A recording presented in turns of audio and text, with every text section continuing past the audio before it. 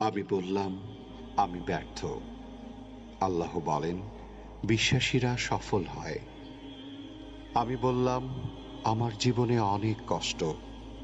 আল্লাহ বলেন, নিশ্চয়ই কষ্টের সাথে আছে স্বস্তি।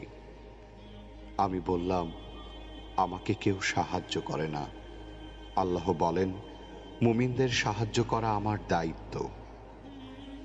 আমি বললাম, আমি দেখতে খুবই কুৎসিত। আল্লাহ বলেন, আমি মানুষকে সৃষ্টি করেছি সুন্দরতম আকৃতিতে। আমি বললাম, আমার সাথে কেউ নেই। আল্লাহ বলেন, ভয় করো না, আমি মুমিনদের সাথে আছি। আমি বললাম, আমার পাপ অনেক বেশি। আল্লাহ বলেন, আমি তওবাকারীদের ভালোবাসি। আমি বললাম, আমি সব সময় অসুস্থ থাকি। আল্লাহ বলেন, আমি কোরআনকে রোগের নিরাময় হিসাবে পাঠিয়েছি। আমি বললাম, এই দুনিয়া আমার ভালো লাগে না।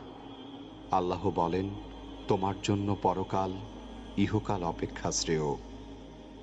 আমি বললাম, বিজয় অনেক দূর।